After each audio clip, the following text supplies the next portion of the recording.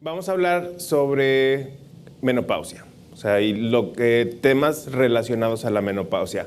Esta plática va a estar dividida en dos partes. Primero, yo les voy a hablar sobre conceptos generales, sobre definiciones de términos asociados a la menopausia, sobre estadísticas de salud de la mujer en ese periodo, cuáles son los síntomas asociados a la menopausia, las enfermedades y ¿qué hacemos en cuanto a la atención de la paciente en el periodo alrededor de la menopausia? Posteriormente, el doctor Carlos Félix nos hablará sobre uso de hormonales en pacientes en este periodo de la vida y sobre algunos tratamientos también. Entonces empezamos con las definiciones. ¿Qué quiere decir menopausia? Menopausia es una palabra, y es que estoy menopáusica y es que ya te llegó la menopausia. ¿Qué quiere decir menopausia? ¿Cuál es la definición? Menopausia viene del griego mens, que quiere decir mensualmente, por eso la menstruación también de ahí se deriva, que quiere decir que viene una vez al mes, y pausi, que quiere decir cese. Entonces, en términos generales, la menopausia, que etimológicamente es el cese de la menstruación, que siendo estrictos es el día en que la mujer tiene su última menstruación. La menopausia simplemente es una fecha en la que la mujer tuvo su última menstruación. Así como la menarca es su primera menstruación, y cuando viene la paciente a consulta que estamos interrogando, pregunta, ¿cuándo tuvo su primera menstruación? Esa es la menarca. ¿Cuándo tuvo su última menstruación? Esa es la menopausia. El promedio en México es de 49 años, varía de un país a otro. En Estados Unidos es 51, la edad promedio de menopausia. En términos generales hablamos que es 50 años, alrededor de los 50 años. ¿Y por qué se produce la menopausia? Porque los ovarios dejan de funcionar, dejan de tener folículos. Sabemos que el ovario tiene dos funciones primordiales, que es la de producir hormonas femeninas. Las hormonas femeninas son los estrógenos y la progesterona. Y tiene la capacidad de producir óvulos. Y como parte del proceso de maduración de un óvulo cada mes, que un folículo con un óvulo adentro empieza a crecer, y como parte del crecimiento de ese folículo hay producción de estradiol, que es el estrógeno más importante. Ese folículo se rompe y se convierte en un cuerpo luto y empieza a producir progesterona. Entonces, al momento de que se terminan los folículos en el ovario, termina la producción de folículos, entonces termina la capacidad de embarazarse, y al no haber folículos termina la producción de estrógenos y progesterona, y eso es lo que nos va a dar los síntomas asociados a la menopausia. Sabemos que los folículos que hay en el ovario, o sea, la cantidad de óvulos que tiene una mujer no se regenera. Esos se producen antes de la menstruación, cuando esa mujer estaba en el vientre de su madre que se estaba formando, se generaron los folículos. La edad a la que una mujer tiene la mayor cantidad de folículos en la reserva de sus ovarios es antes de nacer, más o menos a la mitad del embarazo. De ahí en adelante, los folículos se van a perder de manera constante. Al momento del nacimiento vamos a tener entre 1 y 2 millones de folículos. Al momento de la pubertad, o sea, cuando la mujer va a tener su primera menstruación, van a quedar unos 400,000 folículos, y en los años entre la pubertad y la menopausia se van a ir terminando esos 400,000 folículos. De todos esos folículos, aproximadamente solo 400 son los que se van a ovular. O sea, que van a crecer y van a liberar un óvulo efectivamente para que haya una posibilidad de embarazo. Y eventualmente, alrededor de los 50 años, esos folículos se van a terminar. Y en el momento que se terminan es cuando la paciente llega a la menopausia, finalmente. Esta es una tabla que fue propuesta por un grupo estadounidense que la Sociedad Norteamericana de Menopausia lo tomó, y recientemente la Norma Oficial Mexicana de Menopausia también tomó estas definiciones para términos relacionados a la menopausia. Entonces dijimos que menopausia es la última menstruación. Una mujer, cuando empieza a tener variabilidad en los ciclos, o sea, que ya empiezan a hacerse las menstruaciones un poquito irregulares, pero sigue teniendo una menstruación al mes, que a veces se adelanta, a veces se atrasa, en ese momento podemos decir que la paciente está en transición menopáusica o en perimenopausia. O sea, que está en el proceso de que los folículos se terminen, y eventualmente eso va a terminar en que la menstruación va a se va a detener. Tiene una duración variable, pero sabemos que entre más irregularidad menstrual tenga una mujer, más cerca está de la menopausia. La transición menopáusica temprana es cuando tiene 7 días de variación entre un ciclo y otro, o sea que empieza a moverse un poquito. Cuando pasaron 60 días sin tener una menstruación, o sea que ya se brincó un ciclo completo, entonces sabemos que está en transición menopáusica tardía y que está más cerca todavía de la menopausia, o sea, se empiezan a ser más irregulares cada vez. Eso es lo común. Hay algunas mujeres que eventualmente llegan a la menopausia sin alteraciones menstruales, que tuvo su menstruación una vez al mes y un día dejó de tener. No es lo común. Lo común es que empiecen primero poquito y luego muchas alteraciones menstruales y eventualmente va a dejar de venir la menstruación. Para decir que una paciente tuvo la menopausia ya, tenemos que dejar pasar un año completo sin sangrado, sin una gota de sangre. Si ya pasó un año completo, 12 meses, y no ha tenido una gota de sangre, entonces decimos que la menstruación que fue el año pasado, esa fue su última menstruación. Por eso es que aquí nos dicen ese año de amenorrea de 12 meses es el que damos para establecer el diagnóstico de menopausia. Y de ahí en adelante la paciente se considera en postmenopausia. O sea, ya pasó la menopausia. Los primeros 5 años son posmenopausia temprana y del 5º año en adelante hasta la muerte de la mujer es posmenopausia tardía. ¿Y qué relevancia tiene? Estamos diciendo que la edad promedio de menopausia es 50 años y eso se ha mantenido bastante estable, no ha cambiado a través de los años y en las diferentes poblaciones pues varía 1 o 2 años, pero es bastante estándar, 50 años podemos decir. En 1930, en México, estos son datos del INEGI, la edad promedio de la mujer era de 34 años. Eso quiere decir que el promedio de las mujeres mexicanas no llegaban a la menopausia, o sea, no era un problema porque fallecían por cuestiones, por infecciones, por accidentes, por otras cosas. En el 2009, en México, en promedio, la edad promedio de esperanza de vida de la mujer era de 77.6 años en el 2009. Estas son estadísticas de Nuevo León. En el 2011, la estadística nacional nos dice 77.8, pero específicamente en el estado de Nuevo León, 78.1. Si estamos pensando que esa mujer va a pasar la menopausia a los 50 años y va a vivir hasta los 78 en promedio, eso quiere decir que hay muchas que viven más, quiere decir que va a estar casi 30 años en el periodo de la posmenopausia. Entonces, esos son 2/3 de su vida, va a estar en el periodo después de la menopausia, que históricamente eso nunca había sucedido en alguna población humana. Por eso es importante pues, vigilar a estas pacientes. Además, sabemos que las mujeres, o sea, las mujeres viven más, ya dijimos, viven un poquito más que los hombres. En todas las poblaciones, no sabemos por qué, nacen un poquito más de hombres que mujeres, esto es de estadísticas mexicanas, siempre hay un poquito más hombres naciendo. Y las primeras, si vemos de 5 a 9, de 10 a 14, de 15 a 19, hasta ahí los hombres son un poquito más que las mujeres, pero los hombres se mueren más. Entonces, eventualmente, las mujeres, de ahí, de ese grupo de edad en adelante, hay más mujeres que hombres. Esta es la sobremortalidad masculina o la sobrevida femenina, como lo quieran ver, o sea, porque las mujeres viven más, pero en todos los grupos de edad los hombres se mueren más. ¿Por qué? Por accidentes, por estilo de vida, por vicios, por muchas cosas. Pero sobre todo en el grupo de edad entre 20 y 40 años se mueren muchos hombres, mucho más que las mujeres. Eso nos hace que haya más hombres. La relación, otra vez hablando de lo mismo, entre 0 y 14 años hay 103 hombres por cada 100 mujeres. O sea, hay 3 hombres más por cada mujer. Pero, como ya dijimos, empiezan a morir más y eventualmente a los 60 años va a haber 87 hombres por cada 100 mujeres. O sea, ya faltan 13. Y si viéramos, o sea, si nos vamos por más adelante, pues más grande se hace la diferencia.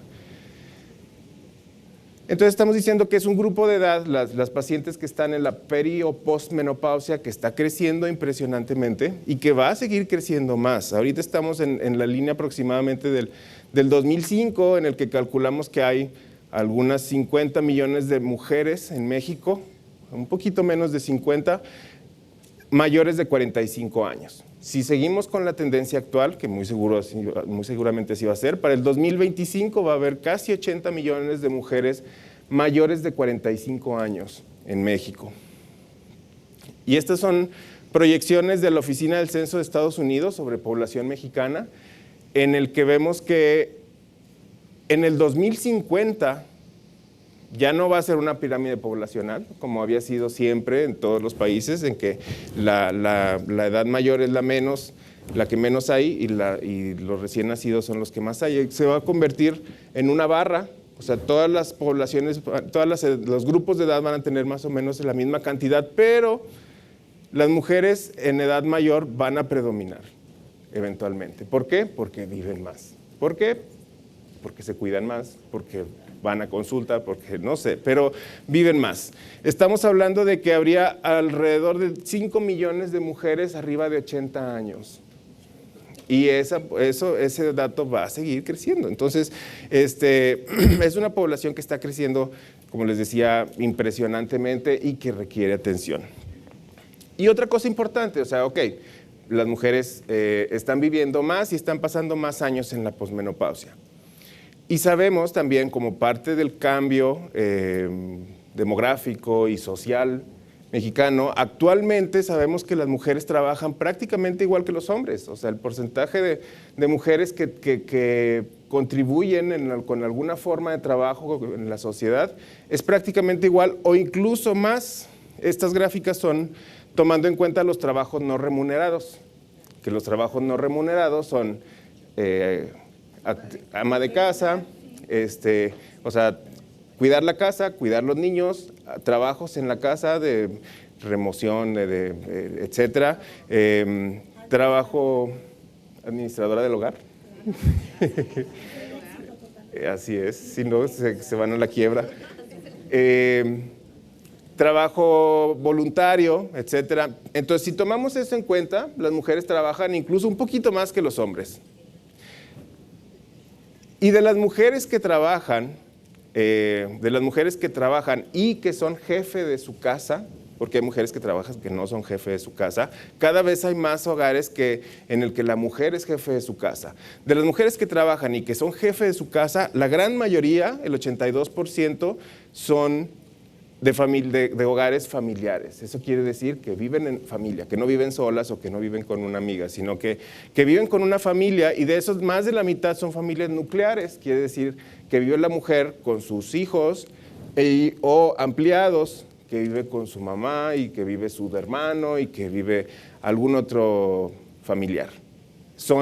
Y esas mujeres son las que son jefas, o sea, las que se encargan del mantenimiento de la casa.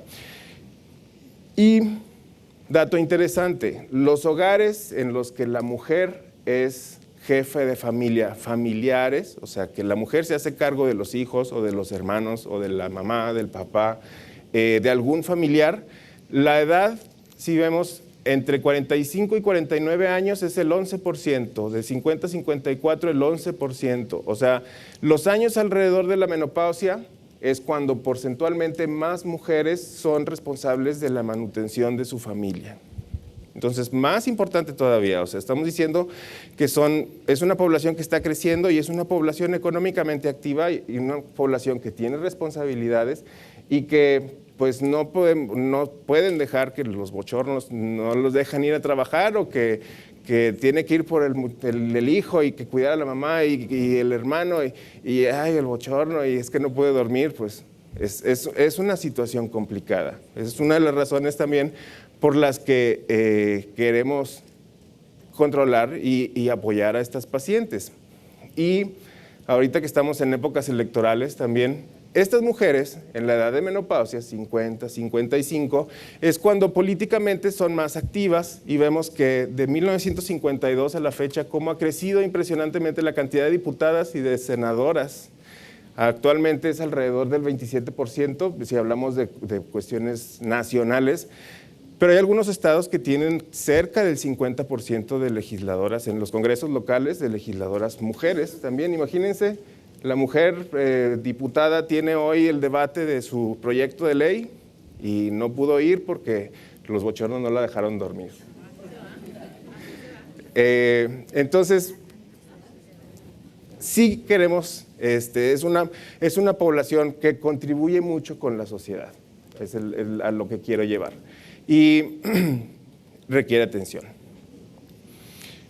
¿Qué vamos a hacer en la atención de la mujer en el periodo alrededor de la menopausia? Y me permití ponerle el periodo alrededor de la menopausia porque pueden ser algunos años antes que empiece con las molestias y va a continuar con ellas algunos años después. Problema de salud, pues por sí, en sí, básicamente no es. O sea, la menopausia no es una enfermedad. Yo siempre les digo eso a las pacientes. Todas las mujeres eventualmente van a llegar a la menopausia, a los 48, a los 50, a los 54, van a llegar a la menopausia y es un proceso natural. No es una enfermedad, no necesariamente requiere tratamiento. Algunas pacientes vienen a que les receten sus hormonas, pues bueno, no todas las mujeres posmenopáusicas requieren hormonas, no todas las mujeres posmenopáusicas van a tener síntomas, cada mujer es diferente y cada mujer necesita una atención diferente. Lo que sí, entonces no es una enfermedad propiamente, pero es una condición fisiológica que se encuentra cercana a la enfermedad. Yo siempre les digo a los estudiantes, es como el embarazo. El embarazo no es una enfermedad. Aunque cuando tiene su bebé dicen que se alivió, pues no sé de qué se alivió porque no estaba enferma, pero es una condición fisiológica, ¿verdad? Parió, así es el nombre propio. Así es. Así como el embarazo es una condición fisiológica cercana a la enfermedad, o sea, no es una enfermedad, pero hay muchas cosas que se pueden complicar en un embarazo y que requieren tratamiento. Igual, la menopausia y la posmenopausia no es una enfermedad, pero hay condiciones que requieren atención y sabemos que estas mujeres van a tener algunas enfermedades derivadas de la falta de hormonas, ahorita vamos a hablar de ellas, y otras que no tienen nada que ver, que no son derivadas de la falta de hormonas, simplemente son enfermedades que se manifiestan en ese grupo de edad, en mujeres de los 50 en adelante. Sabemos que tiene síntomas múltiples y complejos y tiene un entorno especial, por lo que estuvimos platicando antes. ¿Cuáles son las enfermedades que nos preocupan en una paciente posmenopáusica? Las que son asociadas a la deficiencia de estrógenos, o sea, que tiene una relación directa, el hecho de que la paciente ya no tenga función ovárica y que haya dejado de producir estrógenos con esa enfermedad. Una de las más importantes es la osteoporosis.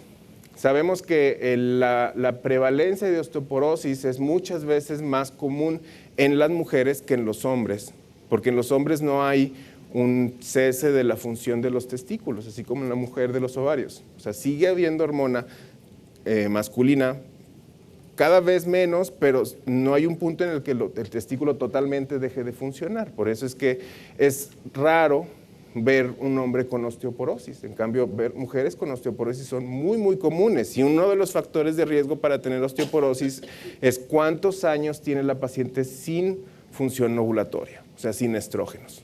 Sabemos que una paciente que por alguna razón tuvo menopausia prematura, una paciente que tuvo un tumor y que la tuvieron que operar y quitarle los ovarios a los 30 años, pues esa paciente cuando llegue a los 50, que era su edad a la que fisiológicamente hubiera tenido la menopausia, va a tener alto riesgo, histerectomía con salpingoforectomía. Esa mujer cuando llegue a la edad en que fisiológicamente hubiera tenido la menopausia, pues va a tener un alto riesgo de tener osteoporosis, porque ya tiene muchos años sin estrógenos. ¿Qué factores de riesgos más se asocian a osteoporosis? Pues sabemos que los antecedentes familiares, o sea, que la mamá haya tenido osteoporosis o que la mamá haya tenido fractura de cadera, las mujeres de complexión pequeña, o sea, que tienen talla baja o que tienen peso bajo o que son delgadas, tienen más alto riesgo de tener osteoporosis, las mujeres de raza blanca, las mujeres que fuman, las mujeres que toman esteroides por alguna cuestión inflamatoria o autoinmune, las mujeres con problemas de la tiroides, son las mujeres que tienen alto riesgo de tener osteoporosis. Y esto en la posmenopausia se va a presentar directamente relacionado por deficiencia de estrógenos. Alteraciones genitourinarias, pues sabemos que los genitales, así como los órganos reproductores, son dependientes de estrógenos. O sea, se estimulan por el efecto del estrógeno y al momento de que deja de haber estrógenos se empiezan a atrofiar, o sea, se empiezan a hacer más pequeños. El útero de una mujer que tuvo su menopausia hace muchos años, pues es pequeño, cada vez se va haciendo más pequeño. Y la vagina, que también depende de estrógenos, también es parte de los órganos genitales, la mucosa se va haciendo delgada, y la lubricación se va perdiendo, entonces hay resequedad vaginal, hay más propensión a infecciones vaginales, a lo mejor a infecciones urinarias también, hay molestias al momento de tener relaciones sexuales asociado a la falta de lubricación y a la friabilidad, o sea, a lo delicado que se vuelve la mucosa por estar tan delgada. Trastornos psicológicos, pues ya sabemos que la paciente posmenopáusica tiene insomnio, puede ser que se ponga más triste, que tenga algo de depresión, que se sienta cansada, a lo mejor por efecto de la menopausia en sí o porque no puede dormir, porque no descansa y por eso todo el día está cansada y no rinde, que en un momento puede estar contenta y en otro momento está triste y luego contenta otra vez. Eso es parte de los trastornos psicológicos, perdón. Disfunción sexual. Uno, que sería parte de los trastornos psicológicos, o sea que por la deficiencia de estrógenos la mujer ya no tiene deseo. Y la otra, que sería parte de las alteraciones genitourinarias, que la mujer tiene deseo, pero la falta de lubricación y la molestia que le producen las relaciones sexuales, pues le quitan ese deseo. Alteraciones en la piel, principalmente resequedad, problemas dentales, falta de memoria, falta de concentración. Enfermedades cardíacas, ese es un tema muy controversial. Sabemos que antes de la menopausia, la relación entre hombres y mujeres que tienen infartos es 2:1. O sea, hay 2 hombres que se infartan por cada una mujer que se infarta del corazón antes de la menopausia. O sea, los estrógenos sí tienen algo de protección del corazón, o sea, que protege a la mujer de tener infartos. Después de la menopausia, cuando ya no hay estrógenos, la incidencia de infartos al miocardio es igual. Entre hombres y mujeres, el número por población es igual. Esto se sabe desde hace muchos años y por lógica se pensaba que si a una mujer entonces en la posmenopausia le damos estrógenos, se los suplementamos, pues vamos a evitar que tenga infartos. Sin embargo, nos hemos dado cuenta que no necesariamente es así. O sea, de que llega un punto en la vida de la mujer que si le damos estrógenos va a ser al revés. En lugar de evitar que tenga infartos, a lo mejor vamos a hacer que tenga más. Entonces, la naturaleza es sabia. Por algo es que la menopausia viene a los 50 años. Pero bueno, ya de eso me estoy metiendo en el tema del doctor Carlos. Alzheimer también y todos los problemas de demencia, no es claro qué tanto tiene que ver la deficiencia de estrógenos con el hecho de que la mujer tenga cualquier tipo de demencia, incluido el Alzheimer. Enfermedades no asociadas a la falta de estrógenos, pues los cánceres, esos son los que más miedo nos dan. Muchos, pues prácticamente todos los tipos de cáncer se ven más comúnmente en pacientes después de la menopausia. En Nuevo León, desde hace varios años, y en México, en promedio, como desde hace 5 años, el cáncer de mama es el más común. Antes era el cáncer cervicouterino, pero gracias a la práctica de Papa Nicolaos en las mujeres se ha disminuido la incidencia. Ahorita en Nuevo León, específicamente, la incidencia de cáncer de mama está creciendo muy, muy rápido. Pero muchos tipos de cáncer: cáncer de endometrio, cáncer de ovario, cáncer de útero, cáncer de intestino, etcétera.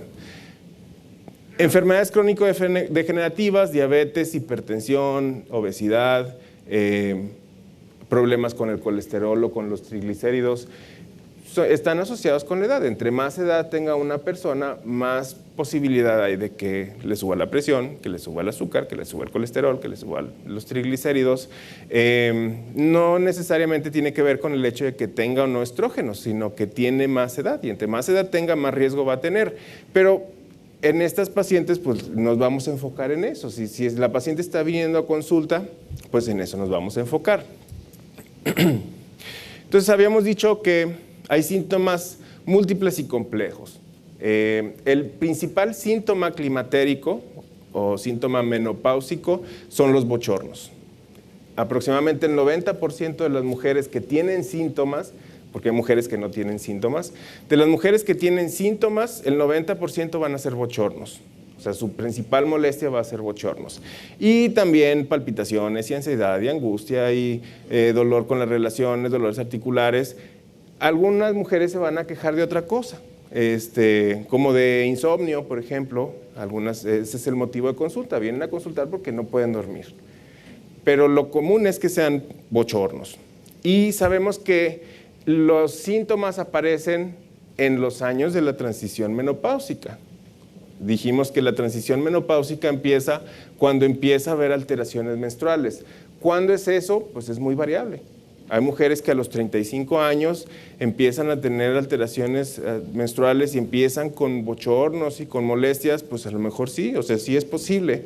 Entre más cerca estén de la menopausia, más probable es que empiecen a manifestar esos síntomas, aunque sigan teniendo menstruaciones, porque sabemos que el ovario ya no está funcionando igual y por eso las menstruaciones no siguen siendo iguales.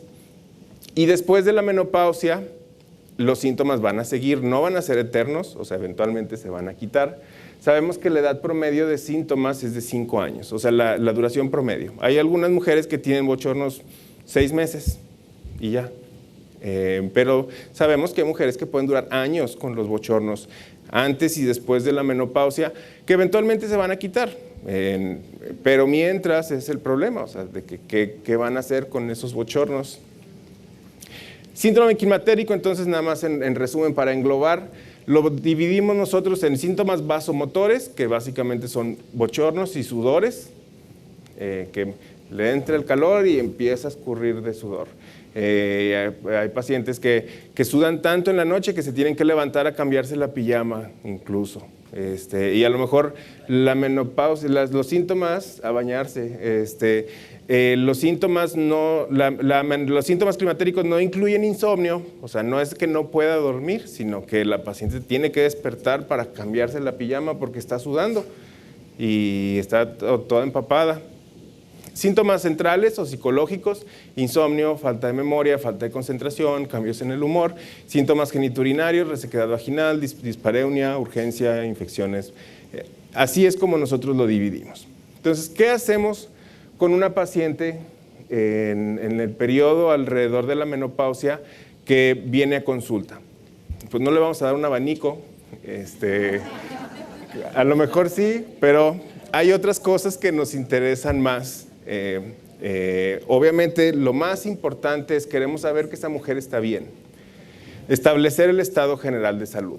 ¿Por qué? Pues por lo que ya platicamos, que hay enfermedades que pueden estar asociadas a la menopausia, que la mujer menopáusica, posmenopáusica o perimenopáusica que viene a consultar no está enferma, o sea, está pasando por un proceso fisiológico que puede estar asociado a otras enfermedades. Entonces vamos a identificar factores de riesgo de las enfermedades que sabemos que suceden en ese grupo de edad.